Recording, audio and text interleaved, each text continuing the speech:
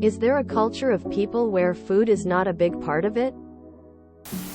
Everybody has to eat. All I'm gonna say is I've never heard anyone say, "Hey, wanna get Canadian for dinner?" There are some cultures where your mind doesn't go straight to food. British culture is an example. But food is important to every culture because it's one thing that everyone needs to survive. And different regions have different native food sources that shape what their people ate historically. So, it's hard to escape. Even the British are renowned for their fish and chips, mushy peas, and full English breakfast. The Scandinavian countries. Sure, we have a few unique dishes, but I don't think food plays any significant role in our culture. Canada doesn't really have its own food culture. It tries and points out that it has poutine and pineapple pizza, but in practice not really known for it. Maybe Tim Hortons. Food is universally a big part of human culture. Canada. You never find Canadian restaurants anywhere. It's a big part of every culture. Such a big part that people from most cultures overestimate how important it is to them compared to for others. Everyone needs to eat, and every culture needs to cook to eat. People reply the British or Scandinavian countries because they don't like the food. But food is a huge part of culture there as well. The wiki page for British culture is massive and exists in over 30 languages. Here in Sweden, every social gathering occurs at the dinner table, and almost every holiday revolves around food, with a lot of specific dishes and ideas for how to eat correctly. Australia is one. While we have some foods that are specific to us and we do have food at events, it's not the main thing. To a cook, food is a big part of culture. To a musician, music is a big part of culture. To a painter, painting is a big part of culture. If it's something that's made, or a holiday celebrated, or a thing done every year, it's a big part of the culture of a place. England. Edit. Folks, there is certainly specifically English food like the salmon mousse from the link, but you wouldn't say food is a big part of English culture in the same way you'd say it about, say, Italy. Italy for you New Yorkers winking face. Or France. Edit 2. Brits. Is Christmas dinner not what it sounds like? I'm aware enough to know I'm obviously not aware of everything.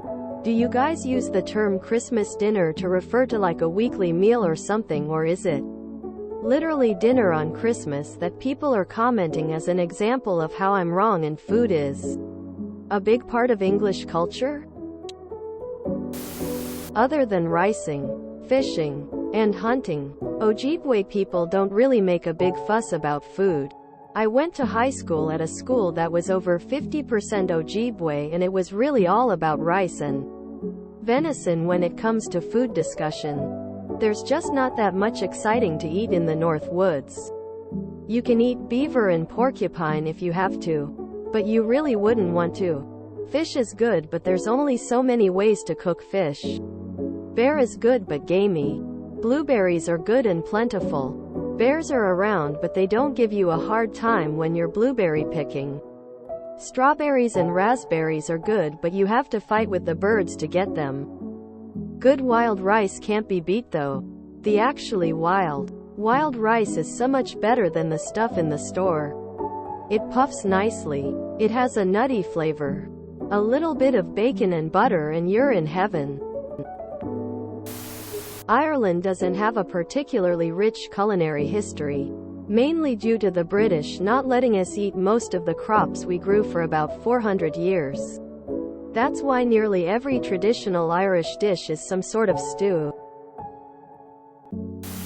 I think the biggest factor that you're going to find in common with all of those cultures is that they are cultures where historically a lot of the population emigrated to other countries, but nonetheless kept some semblance of community. Food is much easier to replicate abroad than traditional art or fashion, and much easier to share across a community. Traditional food is also something people are likely to associate with their childhoods, and thus have a strong emotional attachment to, whereas songs, dances, or art are less likely to have that strong sense of nostalgia. Because of this, immigrant communities in e.g. America or the UK generally preserve their cuisine more and become more invested in their food than other cultural markers. So then, people for whom food is not a big part of their culture likely come from countries into which others were immigrating rather than the other way around. The UK, America, Australia, many Scandinavian countries tick this box. France is something of an anomaly from this point of view.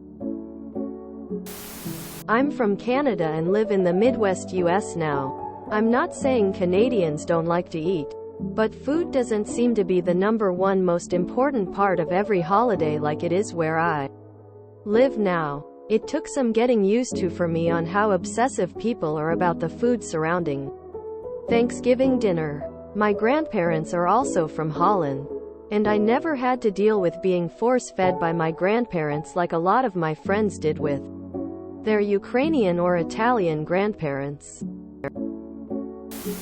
I spoke with a lady who had attended a Sparana expense, whole 9 yards wedding in Saudi Arabia, and she said the wedding dinner was just plain chicken. Not sure if that is representative though. It's an essential component of most forms of life.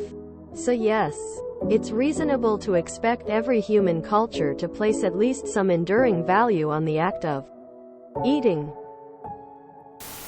The Netherlands. Wonderful country and people, but the food? Meh. Food is a big way that people celebrate their culture. For example, living in a place and celebrating events.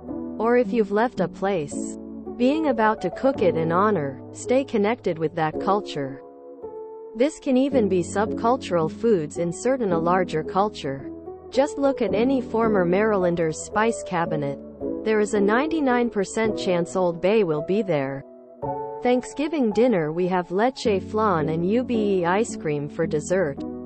Just some things that my Lolo always used to bring to, and we still do honor those Filipino roots.